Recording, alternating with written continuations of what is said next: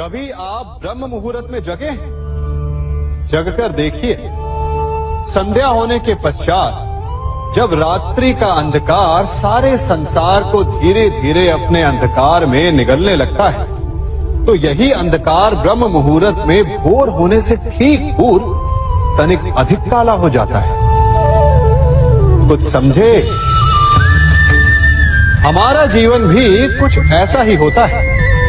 जब हमारे जीवन की समस्याएं अपने अंत पर होती है, तो यही समस्याएं एक भीषण रूप लेकर हमारे समक्ष प्रस्तुत हो जाती है और ऐसे परिस्थिति में अधिकतर लोग हार मान जाते हैं, भय खा जाते हैं। परंतु यदि आप हार न माने, भय न खाएं, दृढ़ रहें, निरंतर आगे बढ़ते रहें, तो प्रकाश के रूप में हमारा स्वागत करने के लिए सूर्य उदय सदा हमारे समक्ष प्रस्तुत रहेगा।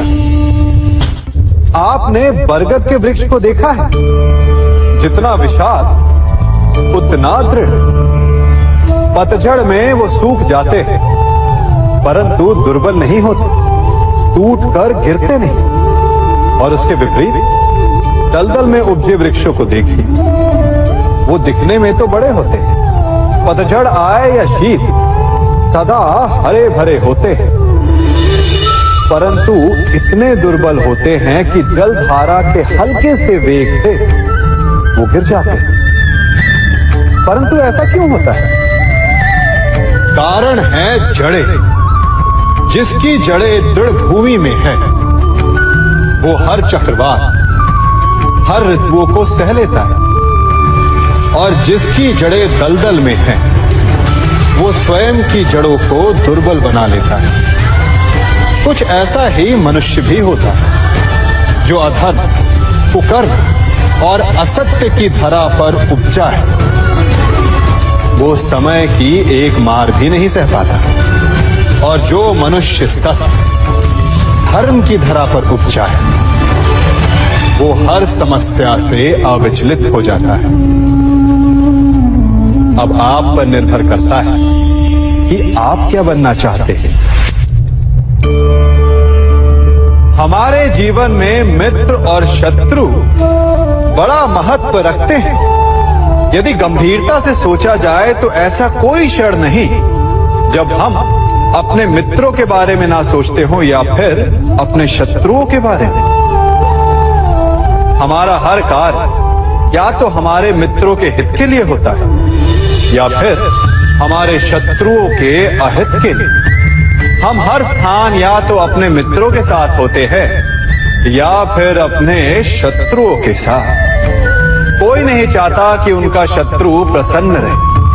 हर कोई अपने शत्रु को नष्ट कर देना चाहता है, और ऐसा करने के लिए वो हर संभव प्रयास करता है। उसे आर्थिक, मानसिक और शारीरिक हानि पहुंचाने का प्रयास करता है। परंतु यदि मैं आज आपको ऐसा मंत्र सिखाऊं जिससे आप अपने शत्रु को सदा के लिए नष्ट कर दे तो, और वो मंत्र है मित्र बनाना। अपने सभी शत्रुओं को अपना मित्र बना लीजिए और आपके सारे शत्रु स्वतः ही समाप्त हो जाएंगे। मैं क्या कर रहा हूं? मैं दिए प्रज्वलित कर रहा हूं ताकि अंधकार को मिटा सकूं। अब आप कहेंगे कि इसमें कौन सी बड़ी बात है ना? परंतु इसमें महत्वपूर्ण बात समझने के लिए यह है कि मैं क्या नहीं कर रहा हूं, और मैं अंधकार नहीं कर रहा हूं। क्योंकि अंधकार को मिटाने के लिए प्रकाश का अस्त्र तो उठाना ही पड़ता है। बुराई को बुराई से नहीं, अच्छाई से जीता जाता है। अन्याय को अन्याय से नहीं, न्याय से लड़ा जाता है। क्रोध को क्रोध से नहीं, क्षमा का साथ लेना होता है। ठीक उसी प्रकार एक लोहा लोहे को काटता है, परंतु एक ठंडा लोहा ही गर्म लोहे को काट सकता है। इसलिए यदि आपको अपने जीवन में विजयी होना है, तो अपने शत्रुओं को, अपने अस्त्रों को सोच समझ कर उठाइए, क्योंकि एक अनुचित सोच परिणाम पर भारी प्रभाव डाल सकती है। आप सब सोच रहे होंगे कि ये क्या मैं करने लगा। मैं इस पौधे को जड़ से उखाड़ रहा हूं। आश्चर्य हो रहा है ना कि एक पौधे को उखाड़ना या काटना ना केवल एक अपराध है अपितु पाप भी है। तो फिर मुझे ऐसा करने की क्या आवश्यकता पड़ गई? क्योंकि कई बार विनाश ही सृजन तक पहुंचाता है। यदि नया भवन बनाना हो तो पुराने भवन को गिराना पड़ता है। व्यवस्था को परिवर्तित करने के लिए क्रांति लानी पड़ती है। और उसी प्रकार यदि किसी वृक्ष या किसी पौधे की जड़ों में घुन लग जाए या उसका मूल सड़ जाए तो उसे जड़ से उखाड़ देना ही श्रेयस्कर होता है, ताकि उस स्थल पर नए पौधे उपज सके। युद्ध करना पर्याय नहीं, परंतु कभी कभी शांति के लिए युद्ध करना आवश्यक हो जाता है। संसार में सबसे श्रेष्ठ क्या है? फूल या कांटे, प्रेम या घृणा, संपन्नता या दरिद्रता, मित्र या शत्रु? बताइए। अब आप भी कहेंगे कि भला ये कोई पूछने की बात हुई? अवश्य, फूल, प्रेम, संपन्नता और मित्र ही श्रेष्ठ है। परंतु क्या आपने अपने जीवन में कभी सोचा है कि हर एक भाव, हर एक वस्तु, हर एक घटना का एक गुण धर्म होता है? त्वचा पर जलन करने वाले फूलों से अधिक श्रेष्ठ वो कांटे हैं जिनसे आप अपने घर की बाढ़ बनाते हैं ताकि वन्य पशु आपके भीतर ना आ सके। वो प्रेम श्रेष्ठ नहीं जो आपको अंधा, लोभी, पक्षपाती बनाता। वो घृणा श्रेष्ठ है जो आपको नया मार्ग दिखाते। वो संपन्नता श्रेष्ठ नहीं जो आपको कृपण बनाते, मद्दांध बनाते। वो दरिद्रता श्रेष्ठ है जो आपको जीवन में परिश्रम करने की शिक्षा दे। कुविचार देने वाले, बुरा मार्ग दिखाने वाले मित्रों से अधिक श्रेष्ठ वो शत्रु होते हैं जो हमें जीवन का लक्ष्य दे दें। इसलिए अपने जीवन में हर वस्तु, हर भाव, हर घटना के गुण धर्म को पहचानिए और उसके पश्चात अपना चयन कीजिए। स्वर्ण। हम सभी को अपने जीवन में स्वर्ण से कभी ना कभी कुछ ना कुछ थोड़ा या अधिक मोह होता ही है ना? परंतु क्या आपने कभी सोचा कि स्वर्ण को प्राप्त कैसे किया जाता है? जब भूमिगत खदानों से स्वर्ण को निकाला जाता है तब वो एक पाषाण की भांति होता है। ऐसा पाषाण जिससे आप किसी को भी मार सकते हैं, परंतु उसे आभूषण के रूप में स्वयं के शरीर पर धारण नहीं कर सकते। यदि उसे आभूषण बनाना है तो उसे लंबी यात्राएं करनी होती है। उस पाषाण को पिघलना होता है। सुनार के हथौड़ी की अनेकों चोटें खानी पड़ती है। फिर काट छाट और उसके पश्चात जाकर वो ऐसा आभूषण बनता है जो हमें वर्षों तक, सदियों तक लुभाता रहता है। इसलिए यदि आपको समय पर विजय पानी है तो स्वयं के निर्माण पर समय देना होगा। हम सभी सुनते आए कि जो वीर होता है, साहसी होता है, शौर्यवान होता है, उसके समक्ष सारा संसार झुकता है। वीर भोग्य वसुंधर। परंतु वीरता है क्या? शौर्य क्या है? साहस क्या है?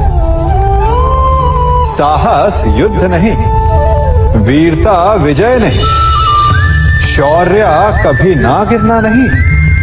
साहस किसी चुनौती के समक्ष खड़े होने का भाव है, तो वीरता उस चुनौती को उत्तर देने के लिए पूर्ण परिश्रम लगा देना है। और शौर्य का अर्थ है गिरकर फिर से उठने का साहस रखना, बार बार प्रहार करके वीरता दिखाना, निरंतर प्रयास करते रहना, निरंतर परिश्रम करते रहना। इसलिए विजयी होने से अधिक महत्वपूर्ण है शौर्यवान होना, क्योंकि जो शौर्यवान है उसे विजय मिलना निश्चित है। कभी किसी पक्षी को घोंसले की नींव बनाते देखा है? अथक परिश्रम करके तिनका तिनका बिटोर कर वो पक्षी अपना घोंसला बनाता है, अपनी संतान के लिए एक सुरक्षित घर बनाता है। और फिर कहीं से तीव्र आंधी आती है, भारी वर्षा होती है और उसका घोंसला तिनका तिनका करके बिखर जाता है। फिर वो पक्षी क्या करता है? वो रोता नहीं, ना ही विलाप करता है। वो बिना विलंब करे फिर से अपना घोंसला बनाना प्रारंभ कर देता है और सफलता पाता है। फिर हम क्यों छोटी छोटी असफलता से भयभीत होकर परिश्रम करना छोड़ देते हैं? एक बात सदा स्मरण रखिएगा, हर वृक्ष कुल्हाड़ी की एक मार से नीचे नहीं गिरता, हर चट्टान घन के एक प्रहार से नहीं टूटती। सफलता पाने के लिए अनावरत परिश्रम करना ही मात्र एक मार्ग है। स्वीकारण, सत्य का स्वीकारण मनुष्य के लिए बहुत ही महत्वपूर्ण है। जब तक मनुष्य सत्य को स्वीकार नहीं करता, उसे असत्य से लड़ने की शक्ति प्राप्त नहीं होती। जब आप भोजन करते हैं तो क्या होता है? आपका पेट स्वीकारता है कि वो भर चुका है और आप भोजन करना बंद कर देते हैं। जब आपको निद्रा आती है तो क्या होता है?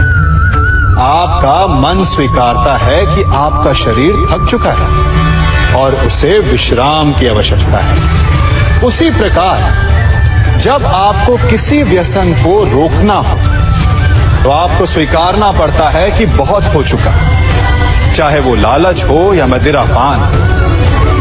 उस व्यसन का त्यागना तभी प्रारंभ होता है जब आप ये स्वीकार कर लेते हैं कि आप उस व्यसन के बंधक हैं। हम में से ऐसा कोई नहीं जिनकी परछाई उनसे दूर रहती। हमारी परछाई सदैव हमारे साथ रहती है। कदाचित हमारी परछाई हमारे कर्मों के फलों का संकेत है। कदाचित इसी कारण कई बार हमें अपनी परछाई से भय भी लगता है, परंतु इस भय से निवारण पाने का एक साधन अवश्य है। वो है सूर्य की ओर मुख करना या किसी प्रकाश के स्रोत की ओर मुख करना, क्योंकि तब हमें हमारी परछाई दिखाई नहीं देती। यदि इसे जीवन के संदर्भ में देखें तो ये प्रकाश का स्रोत शुभ कर्मों की चेतना है। यदि आपके मन में शुभ कर्म करने की इच्छा है तो आपको कभी भी अपने कर्मों के फल का भय नहीं होगा, क्योंकि यदि आपका मन शुद्ध होगा तो आपके कर्म शुद्ध होंगे और शुद्ध कर्मों का फल कभी अशुद्ध नहीं हो सकता। आज मैं आप सबको एक कथा सुनाता हूं। एक दिन प्रातः एक व्यापारी अपने घर से निकला। घर से निकलते ही एक बिल्ली ने उस व्यापारी का मार्ग काट दी। व्यापारी घबरा गया। वो फिर से घर लौट गया और शुभ घड़ी की प्रतीक्षा करने लगा। और जब वो पुनः अपने घर से निकला तब वो वाहन जा चुका था जिससे राजा तक पहुंचकर उसे भेंट देनी थी। राजा को भेंट नहीं मिली। राजा क्रोधित हो गए। राजा ने उस व्यापारी का व्यापार बंद करवा दिया। इस कारण व्यापारी क्रोधित होकर घर पर अपनी पत्नी से लड़ बैठा। पत्नी अपने बच्चों समेत मैके वापस चली गई और उस व्यापारी के जीवन में यदि कुछ रह गया था तो केवल अंधकार। और इन सब का कारण वो उस बिल्ली को मानता रहा जिसने उसका मार्ग काटा था। ऐसा ही एक दूसरा व्यापारी राजा को भेंट देने निकला और उस व्यापारी का मार्ग भी एक बिल्ली ने काट दिया। वो व्यापारी तनिक घबराया, परंतु उसने आगे बढ़ना अधिक उचित समझा। राजा तक वो समय पर पहुंचा। उसने राजा को भेंट दी। राजा प्रसन्न हुए और राजा ने व्यापारी को अपना व्यापार बढ़ाने की अनुमति दी, स्वर्ण आभूषण दिए। जब व्यापारी घर पर पहुंचा तो पत्नी को आभूषण और अपने बच्चों को देने के लिए वस्त्र थे उसके पास। हर ओर प्रसन्नता थी। समझ रहे हैं ना, दोनों के साथ एक ही प्रकार की घटना हुई, परंतु दोनों की प्रतिक्रिया भिन्न थी। ऐसा ही हमारा जीवन भी है। हमारे जीवन में प्रारब्ध का अपना स्थान है, परंतु उससे कई अधिक महत्वपूर्ण हमारी प्रतिक्रिया, हमारे सोच का प्रभाव है। क्योंकि यही हमारे जीवन को आकार देते हैं। इसलिए अपनी सोच को सकारात्मक रखिए। आपका जीवन सदैव आनंदमय रहेगा। आप इन दो पात्रों को देख रहे हैं। मेरे इस पात्र में जल है और ये पात्र मिष्ठान से भरा हुआ है। दोनों ही पात्र भरे हैं, परंतु देखिए, मिश्री को जल में मिला दिया, जल ने मिश्री को अपना लिया, मिश्री ने अपना अस्तित्व खो दिया। परंतु जल को अभिमान है कि उसका अस्तित्व अभी भी बना हुआ है। परंतु जो इस जल को चखेगा उसे अवश्य पता चल जाएगा कि ये जल अब वो जल नहीं रहा, ये अब शरबत बन गया। हमारा त्याग, हमारे बलिदान भी ऐसे ही होते हैं। जो इस बात को अनुभव करते हैं वो समझ सकते हैं कि कैसे हमने समय की धारा को बदल दिया। जो बलिदान देते हैं उनका अस्तित्व कभी नष्ट नहीं होता, अपितु उनका बलिदान संसार में कुछ ना कुछ परिवर्तन अवश्य लाता है। हम सभी कभी ना कभी, कहीं ना कहीं अपने जीवन में यात्रा अवश्य करते हैं। हमारी यात्रा में कभी पक्के रास्ते आते हैं तो कभी कच्चे रास्ते। पक्के रास्ते मनुष्य बनाता है और कच्चे रास्ते जानते हैं कैसे बनते हैं? चलते चलते बन जाते हैं।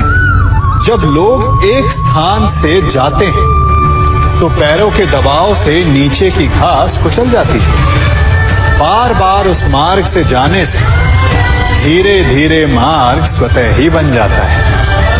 और यही जीवन है, यही नियति है। जब आपके जीवन में आपको मार्ग ना मिले तो रुकिए नहीं, आगे बढ़ते रहिए और आपके पैरों के दबाव से मार्ग स्वतः ही बन जाएगा। हम सभी अपने जीवन में सफलता चाहते हैं, है ना? उसके लिए हम रात दिन परिश्रम करते हैं, कड़ी मेहनत करते हैं, परंतु फिर भी असफल हो जाते हैं। परंतु ऐसा क्यों होता है? कभी सोचा आप सबने? क्योंकि सफलता पाने का मंत्र बड़ा कठिन नहीं, बड़ा सरल है।